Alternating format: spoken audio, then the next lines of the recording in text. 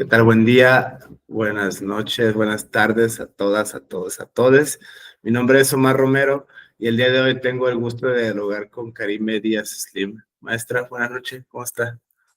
¿Qué tal, Omar? Muchas gracias. Gracias por la invitación y por la confianza para compartir en este lapso de tiempo, pues, la información y experiencia que pueda llegar a ser útil a tus seguidores. Gracias. Vale, muchísimas gracias. Digo maestra porque literalmente fue mi maestra de Derecho de Familia en el Centro de Estudios Jurídicos Carbonell, además del grado de maestra en Violencia de Género que tiene por la Universidad de Salamanca, España, y bueno, pues cursó sus estudios de abogacía en la Escuela Libre de Derecho. Vamos a hablar desde este punto de vista, teniendo en cuenta los tiempos que corren, las tendencias jurídicas del presente siglo XXI en México, y no solo en México, sino en el mundo, la ligación que existe, maestra, en el presente entre el derecho constitucional y el derecho de código, por así decirlo, desde este punto de vista precisamente enfocado al Código Nacional de Procedimientos Civiles y Familiares, el fenómeno discursivo de los derechos humanos en el marco de la legislación mexicana actual. Desde este punto de vista sería muy interesante escuchar su punto de vista desde este enfoque, vaya que el área de expertise que maneja es el derecho de familia precisamente. Muchísimas gracias, maestra, por el espacio. Gracias. Gracias, Omar. A tus órdenes.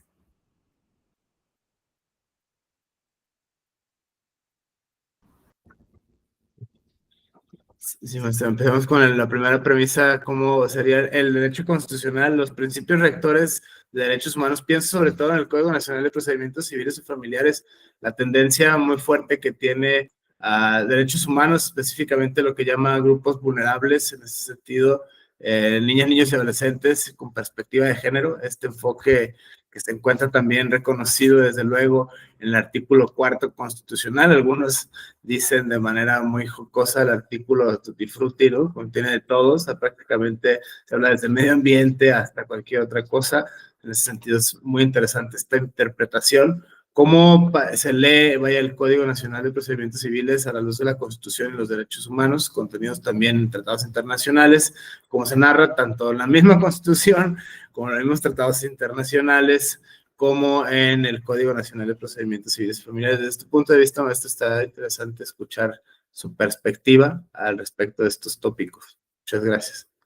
No, gracias nuevamente. Pues mira, previamente hablar de qué fue lo que motiva al Código Nacional, y cuando sale el Código, se promulga el Código Nacional de Procedimientos Civiles y Familiares, que hablar un poquito del antecedente de esto. Es 2011, reforma el artículo 1 constitucional y el reconocimiento de aplicar, obviamente, los derechos humanos en un grado ya convencional, ¿no? Y obligar a los tribunales a aplicarlos en todos los casos, sino que sucedía antes, ¿no? A mí me toca el antes y el después del 2011, y cuando viene la reforma del 2000, la reforma y el bloque de convencionalidad y tal, pues para nosotros realmente fue un paradigma ya bastante necesario. Ya no nada más era que los derechos humanos sea algo de lo que podemos dar clases o de lo que podemos platicar, sino decir, de esto tiene que quedar totalmente protegido. O sea, me estoy remontando a 2011.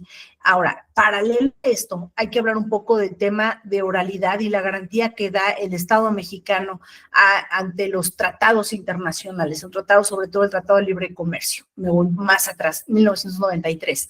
En el Tratado de Libre Comercio se garantiza que los contratantes van a poder digamos, recuperar los cobros. Y entonces, ante esto, comienza a haber reformas al Código de Comercio y después al Código Penal, tendientes a la oralidad y abreviar los procedimientos. Este es el antecedente de oralidad. Y nos faltaba el aspecto civil, ¿no? El Código de Procedimientos Civiles, y decíamos, bueno, estamos en una federación, ¿no? Cada estado tiene su propio código. Entonces, ante esto, pues el Congreso dice, híjole, pues voy a tener que hacer una reforma al 73 que permita al Congreso emitir una legislación federal. Tenemos ya legislación federal, Código de Comercio, legislación federal, Código de Procedimientos Penales y laboral. Bueno, pues ahora voy con la civil. Entonces, tengo que hacer una reforma. primero se hizo la reforma al 73 para que el Congreso pudiera legislar a nivel nacional. Y ya con esto ir de la mano con la garantía que venía atrás desde el 93 con la firma del Tratado de Libre Comercio y que las personas que inviertan en México puedan tener una garantía de recuperación de sus recursos. Entonces, de ahí este es el antecedente del Código Nacional de Procedimientos Civiles y Familiares, que dicho sea de paso, se había puesto también una fecha límite para que el propio Congreso ya pudiera emitirlo, y fue hasta que se promueve un amparo indirecto por parte de la Barra Mexicana de Abogados, y que aparte es un antecedente muy interesante en tema de interés jurídico y legitimación, porque el Congreso no había emitido el Código Nacional de Procedimientos Civiles, y fue hasta que promueve un amparo, y palabras más, palabras menos, o haciéndolo un poco más corto, se cuestiona si la Barra Mexicana de Abogados tenía facultad, tenía interés jurídico, legitimación para poder promover un amparo, y se hace un presente muy interesante. Se dice, a ver, que nos pega obviamente a los abogados, ¿tiene facultades? ¿Por qué?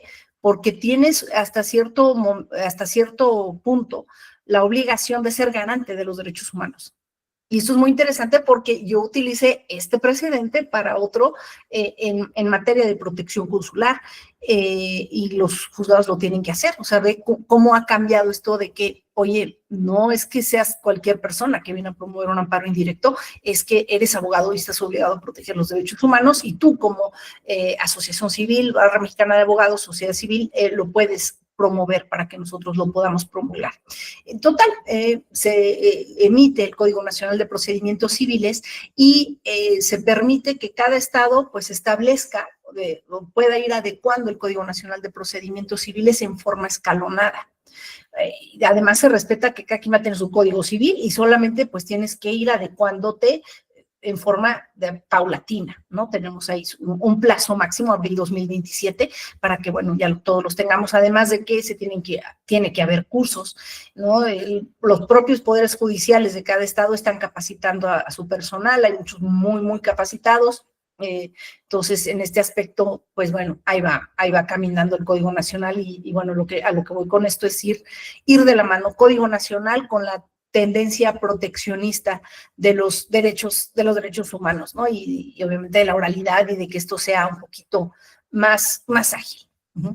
Ahora, lo que se busca con el Código Nacional de Procedimientos Civiles, en un primer término, es homologar los procedimientos para garantizar la seguridad jurídica. Digo, esto como litigante pues nos ayuda bastante, es decir, ya, si tengo que litigar en Durango, lo sé cómo es, porque igualito que litigar en la Ciudad de México, etcétera. O sea, nos va a dar esa seguridad jurídica de que ya no hay que decir, oye, tengo que contratar a alguien local y ver cómo se litiga ahí, ¿no? En segundo lugar, se implementa la oralidad en los procedimientos, que como lo dije, pues fue la idea del Código Comercio. Comenzamos con las reformas al Código de Comercio, el juicio oral mercantil, y también en la vía penal, ¿no? En tercer lugar, se garantiza un acceso a la justicia pronta, completa e imparcial, ¿no? Como un principio rector. Y esto va de la mano del artículo 17 constitucional, el artículo 14, 16 y 17 constitucional.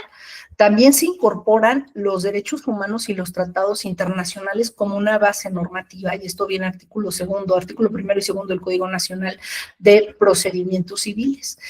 Una novedad de este código es que ya hay protección a los grupos en situación vulnerable. Hay la obligación de ver los asuntos con perspectiva de género y atención al interés superior de la infancia. Son conceptos que gracias a que uno ya tiene un rato en esto estudiando, nos toca el antes y después, y antes pues no hablaban de esto de perspectiva de género, inclusive ahora parece que todavía hay juzgados que les cuesta trabajo entenderlo, y que además de que en la corte existen protocolos de actuación de perspectiva de infancia, perspectiva de adulto mayor, perspectiva de la infancia, no lo hacen, ¿no? Y de la mujer, y que grupos vulnerables, y ahora sí, ya lo tienen que hacer. Entonces, existen artículos, disposiciones, así que dicen, a ver, desde un principio, si desde tu demanda en el Código Nacional de Procedimientos Civiles manifestaste ser de un grupo vulnerable, obviamente ya se te va a ver con otra visión. A tu caso, se te va a tener que ir a notificar hasta tu domicilio, en donde te encuentres, con otra, o sea, tiene digamos, algunas cuestiones un poquito más favorables para estos grupos, ¿no? Incluso para los grupos, lo que llama la atención de descendencia afroamericana. También es interesante, ¿no? Cómo ya lo fue incluyendo. Ahora, como bien te decía y como bien decías tú, hay artículos que van de la mano con nuestra Constitución, o sea, es una reforma garantista. Es el artículo 1, el artículo 2, el artículo 6, artículo 7.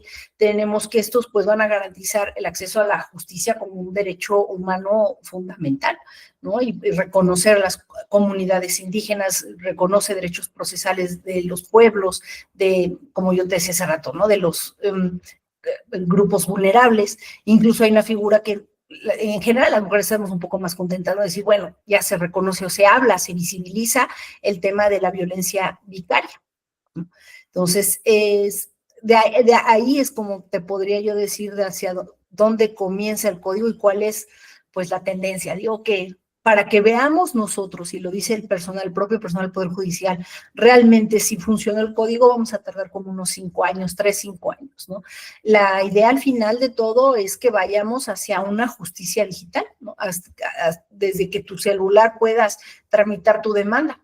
Y mira, la verdad de las cosas es que te puedo poner como ejemplo, si para diligenciar un exhorto no haya una uniformidad, ahora imagínate que de verdad todo el país funcione en forma digital como es la idea, ¿no?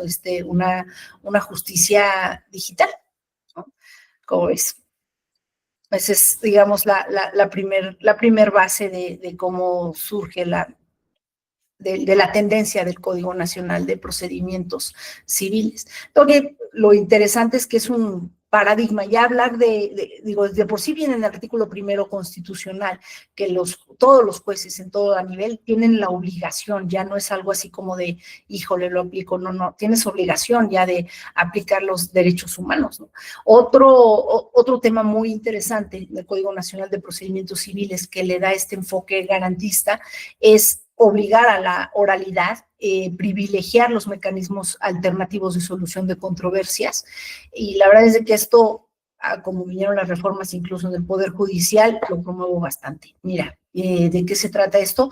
Es mejor que te sometas a un medio alternativo de solución de controversia, está en el artículo 17 constitucional, está en el Código Nacional de Procedimientos Civiles. Desde un inicio, desde que presentas tu demanda, tienes que presentar tu convenio, tu propuesta de convenio, porque, por acortar los plazos. Vuelvo al tema de la garantía que tiene que dar México a sus socios comerciales, de que efectivamente van a poder cobrar y de que hay otras formas de arreglarlos, que es podernos someter a unos medios alternativos.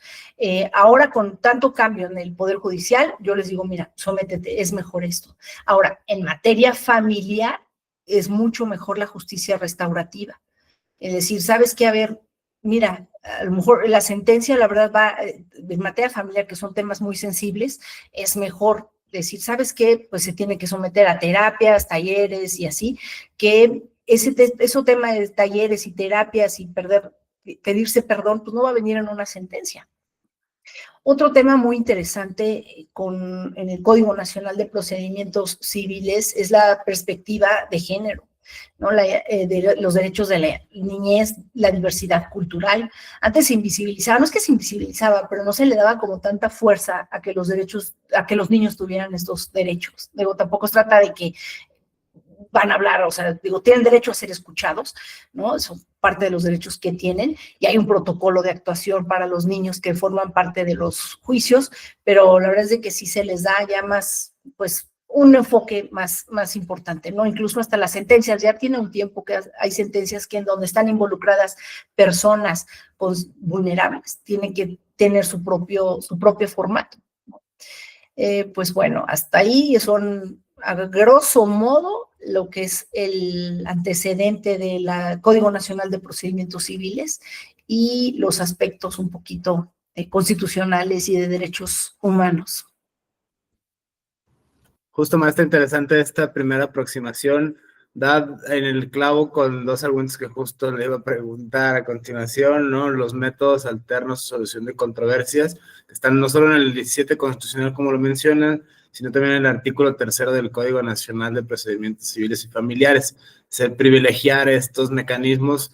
Justo las consultas que hacía en el 2024 la Suprema Corte para cortar los procesos por temas de infraestructura, o sea, no es que sean malvados, malignos a priori los operadores jurídicos del Poder Judicial, sino que simplemente están superados de manera infraestructural. Esa es una realidad, digamos, fáctica de nuestro México mágico. Esta consulta, que insisto, del 2024 se lanzó por parte de la Suprema Corte, pone de manifiesto de los grandes problemas, es uno o sea, es interesantísimo.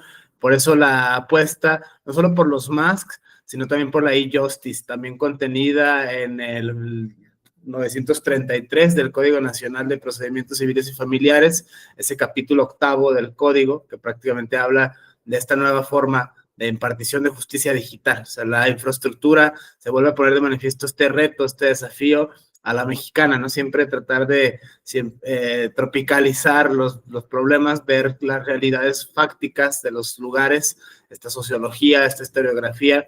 No es lo mismo los problemas, qué sé yo, en Noruega, México, Dinamarca. En ese sentido, cada lugar tiene sus propias características y México, desde luego, no es la excepción. Teniendo estos dos problemas y el tercero que también enunciaba desde esta perspectiva, me hace muy interesante los enfoques diferenciados. También vienen de la Suprema Corte estos manuales para juzgar con perspectiva de pueblos indígenas, LGBT, neurodiversidades, etcétera. O sea, en ese sentido se empieza a poner cada vez más garantista el derecho procesal mexicano. Se pone siempre esto, el reto, a mí me parece interesantísimo verlo ya desde la praxis jurídica de nuestro país, maestra, desde su área de experiencia, de los años de experiencia que tiene, no solo de manera discursiva, sino de manera dialógica.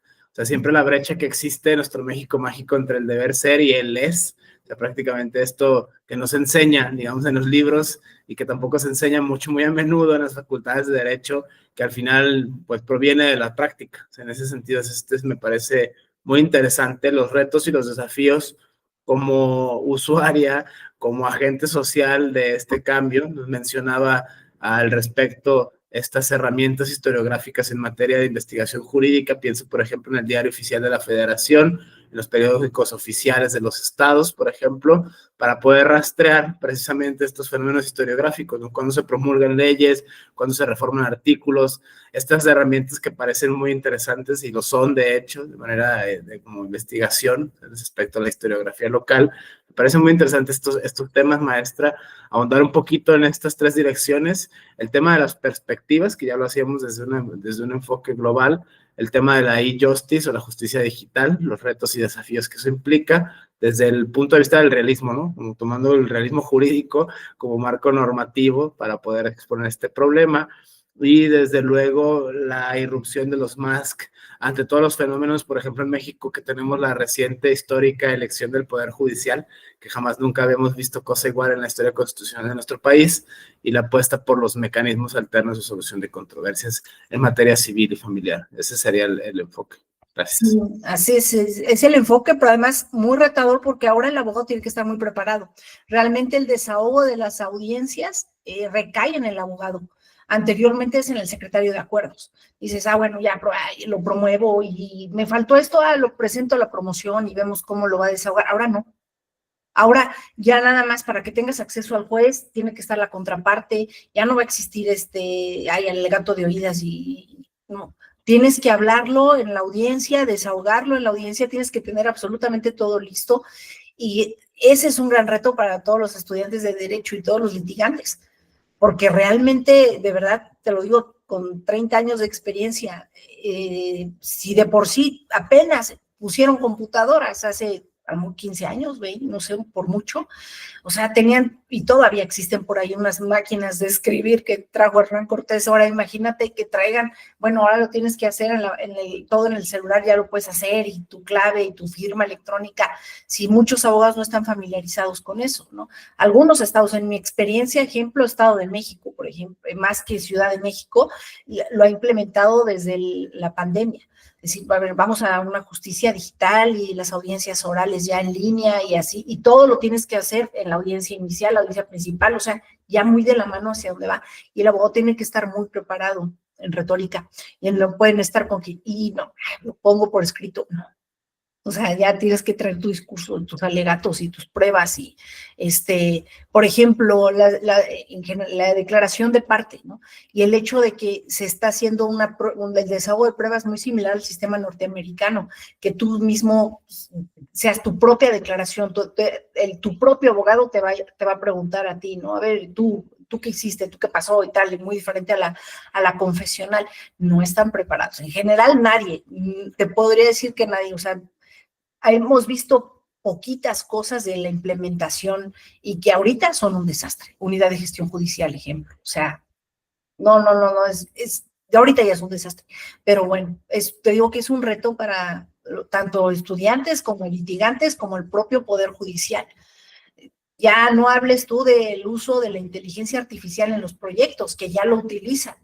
Dices, híjole, se les vino todo hacia el Poder Judicial cuando desafortunadamente no están tan preparados como lo necesitábamos, porque pues no.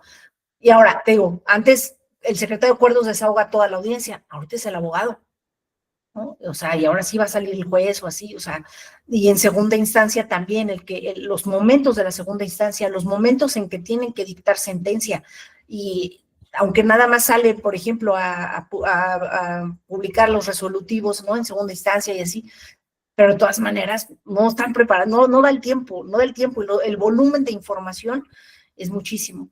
Yo creo que ahora lo que se busca es que realmente existe esta garantía de solución de controversias en plazos más cortos. Entonces, como bien lo dices, ¿no? La verdad es que lo mejor es someterse a medios alternativos. Estados Unidos, Argentina, España lo están explotando bastante bien, la mediación. El arbitraje tiene muchos años en México, es lo mejor, la verdad, para las empresas, a estarse sometiendo a un juez que luego no tiene tiempo, no vio un papel, no sé qué cosas, ¿no? La verdad es que sí es bastante retador como sociedad, ¿no? Pero también que vean que se están protegiendo y visibilizando los derechos humanos. Figuras que antes, o sea, que me toca el antes y el después, pues no veíamos, ¿no? Hablar de dignidad humana, protección de la familia, interés superior de los niños, grupos vulnerables, o sea, familias diferentes, familias plurales. Tan solo ya ni te vas tan lejos, ¿no? El decir, oye, los animales son sintientes, ya hay convenios de divorcio de guardia y custodia sobre animales, o sea, cosas que tenemos que ir de la par con la sociedad y no ignorar cómo se está movilizando la sociedad, ¿no? Irnos adecuando a ello. Desde estas premisas apremiantes y justice, perspectivas o sea, la pluralidad que existe, todos los retos que hay para la cultura general, no solo para las personas abogadas, pero todo pensando en las personas que no son abogadas, ¿no? En ese sentido, cualquier ciudadano interesado por el devenir sociocultural de México podría tomar partido en esta discusión, por eso es interesantísimo esto. Desde este enfoque, maestra, llaman la atención dos premisas. La primera, la argumentación jurídica en la carga de la prueba, o sea, sobre todo, ya sean medios alternos o en materia jurisdiccional tradicional, el juicio, o sea, con todas sus etapas, tal cual se describe en el Código Nacional de Procedimientos Civiles y Familiares. La argumentación jurídica, pienso, no sé, en teóricos Jordi Ferrer, Marina Gascón, por ejemplo, la carga discursiva para elaborar unas pruebas convincentes, ¿no? El famoso dicho, ¿de cuál verdad quieres? ¿La verdad jurídica o la verdad? En ese aspecto es muy interesante esto desde la práctica. Y la segunda, derivada de la primera, la pedagogía para hacer frente a los desafíos de los tiempos que corren, los MASC, la e-justice y las perspectivas desde este punto de vista, la argumentación jurídica y la pedagogía desde su perspectiva de esta argumentación jurídica necesaria para estos tiempos que corren, maestro. Sería interesantísimo escuchar esto. Interesante, y además, yo como les digo a los alumnos, ten la confianza que históricamente, vamos a ver a la historia, la génesis del ser humano, ¿no?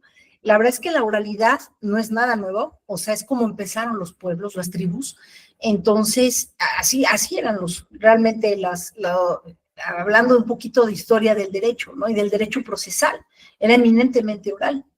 Entonces, así había sido el ser humano, o sea, se entendía en una audiencia, quizás 2 audiencias y tal, y ya, ahora fue evolucionando y se fue haciendo escrito, por una garantía, por seguridad, y decir, no te preocupes, hay que ponerlo por escrito y de redacto, no, ahora totalmente oral y ten la confianza que ahí se va a hacer un poco, se va a abreviar además.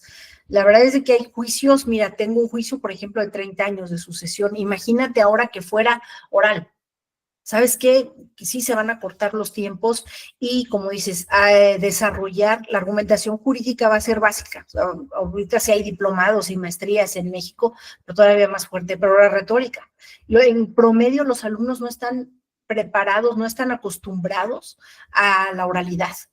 Y en mi experiencia como maestra, y he coincidido con docentes, ya no tienen tanto lenguaje. O sea, no es lo mismo el alumno al que yo le daba clases hace unos 20 y pico años, redactaban mucho más, hablaban mucho más porque leen mucho más.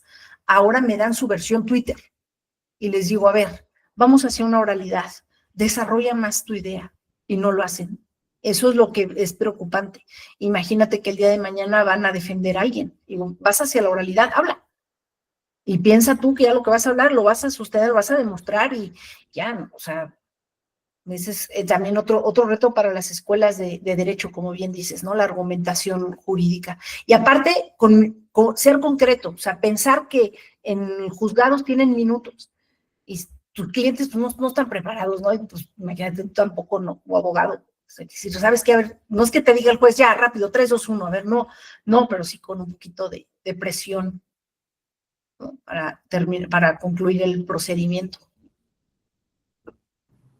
Desde este enfoque me llama a mí mucho la atención la currícula de las facultades de Derecho, que algunas siguen estudiando, que nada malo tiene Derecho Romano, por ejemplo, algunas otras cuestiones que deberían pasar a segundo, tercer plano, por precisamente la facticidad y la pragmaticidad de la que nos habla, ¿no? En ese sentido, me parece a mí muy útil pensar sobre todo en el auditorio y los resultados, fines y medios, esta herencia muy del utilitarismo precisamente.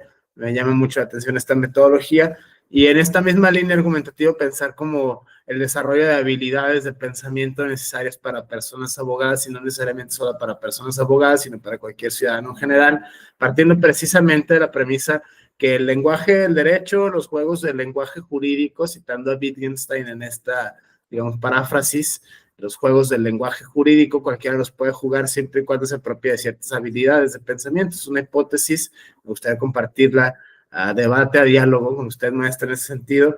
Desde mi punto de vista, lo menciona la oralidad y las habilidades, de vuelta a los clásicos, la retórica, la lógica, la dialéctica, el razonamiento dialógico. Entonces, estas habilidades que se pierden, ¿no? O sea, muchas veces se enseña como mero galimatías, por ejemplo, la discursiva, la estilística, la filosofía del derecho, las herramientas que pueden servir desde mi perspectiva. Yo soy de formación filósofo y estoy incursionando en el maravilloso mundo del derecho. Me parece este mundo discursivo se puede complementar con estas habilidades. Me gustaría escuchar esta perspectiva de esos años de experiencia en los tribunales, precisamente en materia civil y familiar, de sus años de docencia, ¿no? Estos dos universos, muchas veces las críticas, ¿tú qué vas a saber de derecho si nunca has litigado, por ejemplo, ¿no? Tú solo vienes de la academia, de los libros, de la escuelita. En ese aspecto es muy interesante siempre escuchar estas dos perspectivas, lo que algunos teóricos, incluso pienso Manuel Atienza, llaman los discursos de los teóricos y los discursos de los prácticos.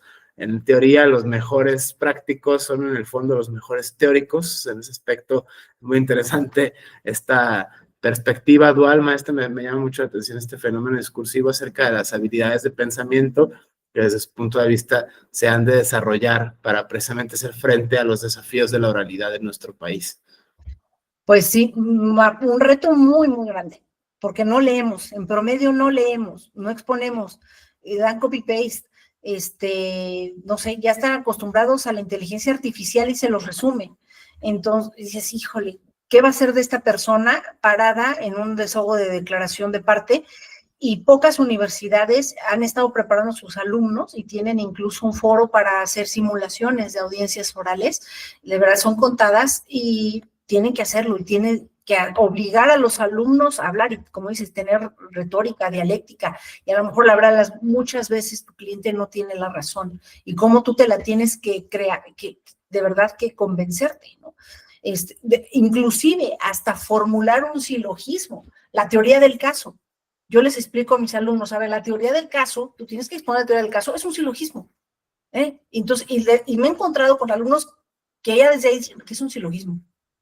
A ver, sencillo, concreto, premisa mayor, premisa menor, tu conclusión, ¿por qué tienes razón? Ahora piensa que no tienes la razón, ¿cómo lo vas a hacer, no? Sí va a ser retador. Espero que no sea como un litigio para pocos, ¿no? Pero mira, vamos a ir de la mano, ¿no? El Poder Judicial y los litigantes nos vamos a ir adecuando a esto, esperando que no caigamos como que en la tremenda corte y tres patines, la verdad. Pero bueno, pues espero que no. Finalmente, maestra, para empezar a perfilar una especie de conclusión, desde luego aporética, muy al estilo de los diálogos de Platón, esta línea discursiva me llama mucho la atención, la mala fama que tiene el gremio de abogados en general, ¿no? La historia, la profesión de la abogacía, este sentido de que viene del imaginario colectivo, desde la cultura popular, estas distinciones de la ética discursiva, sobre todo en materia civil, familiar, penal, la verdad o la verdad jurídica, dicen los sabios en ese sentido, las distinciones discursivas de poder, la figura que representa el abogado, ¿no? El licenciado, o sea, en ese sentido, esta tendencia como, sí, cargada de poder, de figuras discursivas, ¿no? El licenciado, el médico, el teólogo, el imaginario popular y la ética profesional, o sea, defender a toda costa, a todo coste los intereses, aunque sea mentira, del cliente o no, esto se debate mucho. Depende, ¿no? El famoso colosal depende del maravilloso mundo del derecho. Estas posturas que, insisto, ética discursiva en tanto la composición del mismo discurso, como un silogismo que es una teoría del caso, es el uso del lenguaje, vaya, ¿no? O sea, prácticamente es jugar con el lenguaje, construir realidades jurídicas a defender. Por eso hacía la pregunta de la prueba jurídica, en ese sentido, este tipo de razonamiento argumental, este tipo de construcción lingüística es muy singular, es muy particular. La cuestión del poder, que viene pues, de los análisis críticos del discurso, y la cuestión de la ética profesional, mucho se habla de valores y tal, ¿qué ética, no? O sea, en ese sentido, no es lo mismo, no sé, un autoritarismo que un kantismo, no es lo mismo un marxismo que un pragmatismo, o sea, este enfoque se me hace muy divertido en el presente, sobre todo pensando en desmitificar los imaginarios colectivos en torno a la mala fama que tiene el gremio de abogados en México. En ese sentido se me hace muy interesante escucharlo desde la praxis jurídica, maestra. Pues sí, es más, a ver qué va a suceder, ¿no? Con la fama que tenemos, pero si te fijas, rescatemos algo positivo, venimos de un derecho positivo, que lo que no está en el código, pues no existe y así estamos. Sin embargo, mi sueño, guajiro, es ir hacia un justnaturalismo, ¿no? Es decir, a ver, que el juez realmente sea más casuista. Eso sucede en derecho familiar, en derecho civil no. O sea, pagaste o no pagaste, se hizo, pero vamos a hablar del derecho familiar en conjunto y con lo que estás diciendo, y el hecho de que el juez va a participar en forma mínima, pero tiene que estar en las audiencias, y finalmente somos humanos, y además, vamos, finalmente yo sé que es un derecho impuesto y que se acopló a nosotros, ¿no? Que qué más que la verdad habernos quedado con el derecho indiano. Pero dices, oye, ¿y si ya nos podemos ir aproximando hacia un derecho naturalista, natural? O sea, decir, a ver, ser casuista a este caso, similar al common law. Y que el juez entonces se aparte formalismo y entonces ya va a escuchar a la persona y va a escuchar a la policía. No, ¿sabes qué? Sí puede ser, esta persona es vulnerable y lo hizo por esta razón. O sea, finalmente son humanos, o sea, juzgar un poquito más con el estómago, ¿no? Más, como decían, constructivista, así, una cuestión así. Entonces, pero bueno, como dices, va a ser muy, muy interesante ver romper con este estereotipo, decir, ay, no, el abogado y sus formalismos y no se le entiende, ¿no? Ahora, en pocas palabras tienes que decirlo y a ver si ya podemos ir hacia el justnaturalismo. Y apartamos del positivismo que también, pues sí, no nos ha destruido un poquito. ¿Mande? Finalmente, este reto, ¿cómo lo ves de la experiencia, desde la práctica? La implementación progresiva esto que se empezó en el 2023, pues cuando se aparece en el diario oficial de la Federación, este Código Nacional, y el deadline famoso que se pone, ¿no? La implementación en 2027, abril de 2027, como ve, o sea, realmente, ¿no? Lo mencionaba, ¿no? Las máquinas de hace mucho tiempo, la realidad fáctica de los estados en los cuales prácticamente se tendría la implementación a hacer realidad, ¿no? En ese aspecto es este reto que tienen los tres poderes allá para poder hacer real este mandato que viene en el digamos, nuevo código. Desde este punto de vista, como expectativa, realidad, precisamente hablando en estos retos, desafíos, perspectivas de estos enfoques globales, los Musk, la e-justice y las perspectivas de ¿Cómo lo ve, maestra? Desde este punto de vista es interesante. Bueno, venimos desde el 2011, yo diría, ¿no? Más bien con que tiene que ser un derecho más progresista. Hacia allá vamos, y derechos humanos.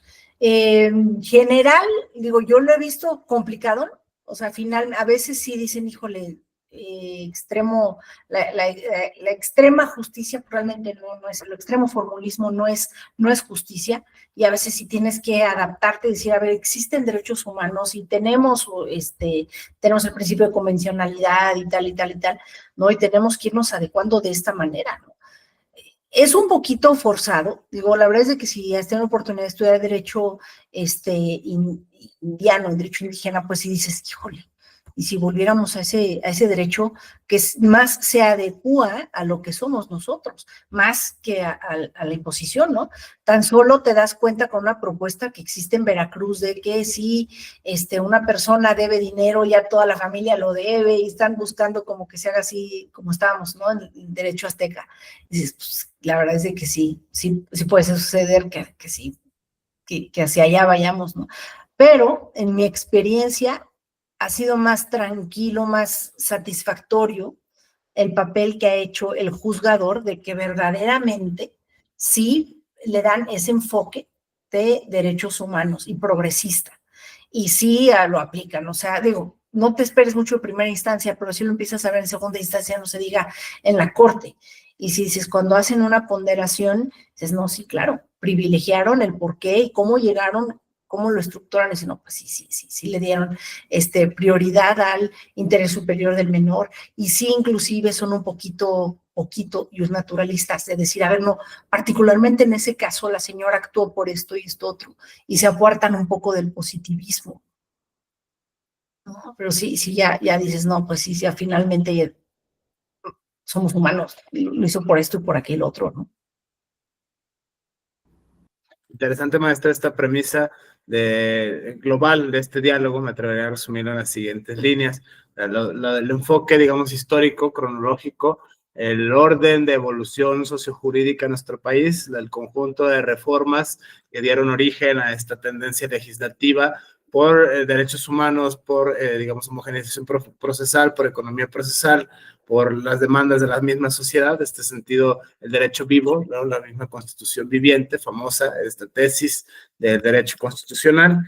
La segunda, la irrupción de nuevos métodos y nuevas realidades jurídicas, el caso de México, la reforma al Poder Judicial y la irrupción o el privilegio que está tanto a nivel legislativo como a nivel pragmático de los métodos alternos de solución de controversias. En este caso, la materia civil y familiar no es desde luego la excepción, sino que también se privilegia desde este punto de vista la tendencia constitucional y convencional.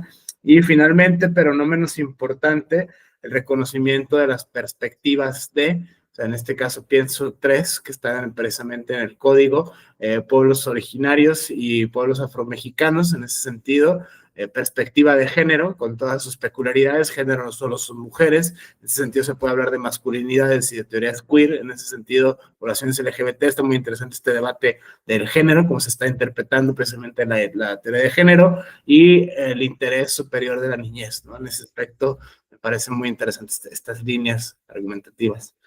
Uh-huh. Así es. Sí, ya también, como te digo, ¿no? Cuando uno viene de otra perspectiva, no, o sea, era impensable. El niño no era visible, o sea, no era visible, ¿no? O una persona con discapacidades, o sea, tampoco. O el hecho de ya no hablar de interdicción. Entonces, sí dices, híjole, qué bueno. O sea, finalmente hay algo que subyace en eso, en esas perspectivas, y algo de lo que me ha gustado bastante explorar y estudiar, que es la dignidad humana, desde el punto de vista kantiano, ¿no? Que Kant nos dice que gracias a la dignidad humana nos damos cuenta que somos iguales.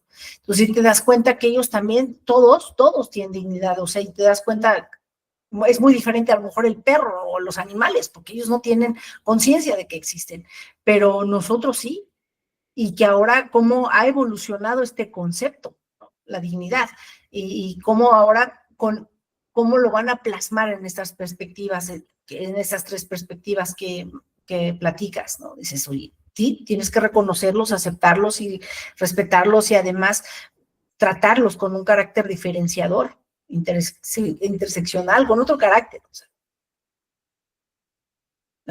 así es, para hacernos un poquito ya también una sociedad más respetuosa, en teoría.